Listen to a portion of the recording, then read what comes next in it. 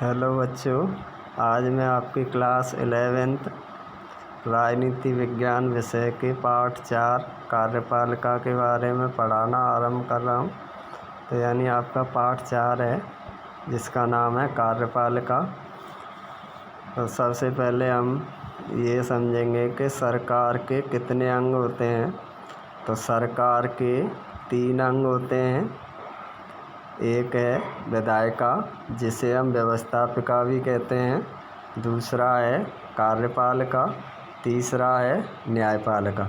तो सरकार के कितने अंग होते हैं? 3। चाहे वो केंद्र सरकार हो चाहे वो राज्य सरकार हो, दोनों के ही 3-3 अंग होते हैं। एक विधायिका यानी जो व्यवस्थापिका भी कहलाती है, दूसरा कार्यपालिका, तीसरा न्यायपालिका। तो सरकार के कितने अंग हैं? 3। एक विधायिका, दूसरा कार्यपालिका और तीसरा है न्यायपालिका।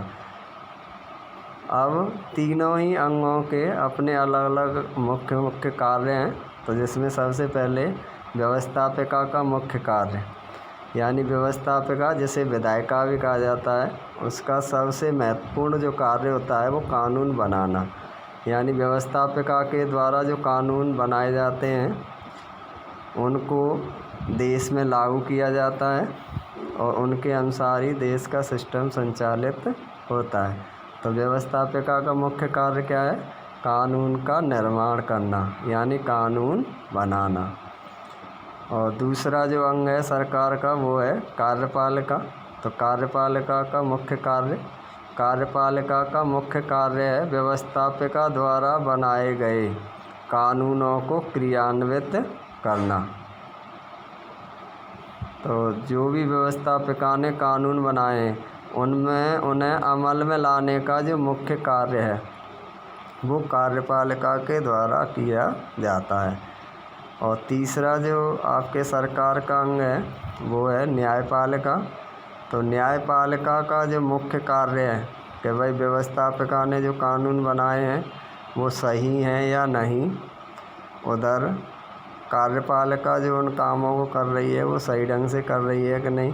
कहने का तात्पर्य होता है जो व्यवस्थापिका ने जो कानून बनाए हैं वो संविधान के दायरे में रहकर बनाए हैं या नहीं, और जो कार्यपालिका के द्वारा कार्य किए जा रहे हैं वो संविधान के दायरे में रहकर किए जा रहे हैं या नहीं।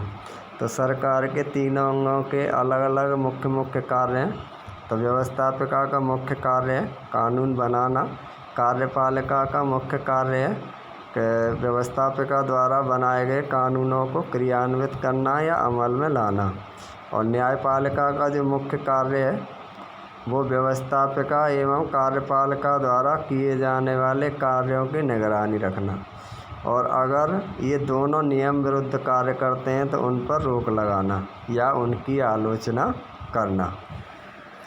तो सरकार के तीनों अंगों द्वारा जो देश हित में जो कार्य किए जाते हैं, तो सरकार के तीनों अंग मिलकर शासन का कार्य करते हैं यानी शासन संचालन का कार्य करते हैं तथा कानून व्यवस्था बनाए रखते हैं यानी देश में किसी प्रकार की कोई कानून व्यवस्था न डगमगाए, तथा जनता के कल्याण या जनता के हित में भी कार्य सरकार के तीनों अंगों द्वारा किए जाते हैं।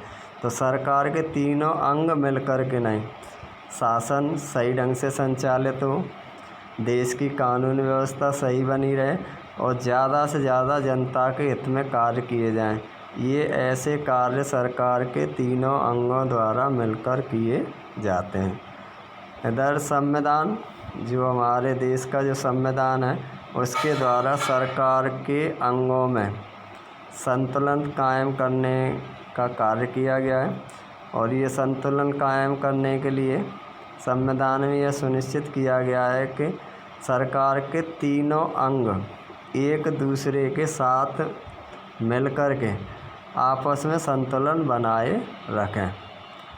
संसदीय व्यवस्था में कार्यपालिका और विधायिका एक दूसरे पर आश्रित हैं। यानी हमारे देश में किस प्रकार की शासन व्यवस्था है? संसदीय। तो संसदीय व्यवस्था जिन देशों में होती हैं वहाँ पर कार्यपालिका और विधायिका एक दूसरे पर आश्रित होती हैं यानी एक दूसरे पर निर्भर हैं या एक दूसरे के पूरक हैं। संसदीय व्यवस्था में कार्यपालिका और विधायिका एक दूसरे पर आश्रित हैं।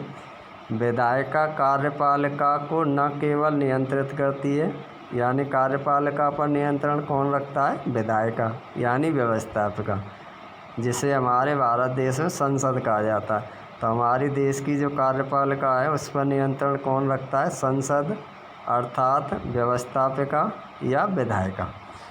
बल्कि स्वयं भी, यानी विधायिका कार्यपालिका पर नियंत्रण रखती है, लेकिन विधायिका कार्यपालिका से नियंत्रित भी होती है। तो इस प्रकार से हमारे यहाँ पर संसदीय व्यवस्था में कार्यपालिका और विधायिका एक दूसरे पर आश्रित हैं। तो आगे हम कल आपको इस चैप्टर के बारे में और पढ़ाएंगे।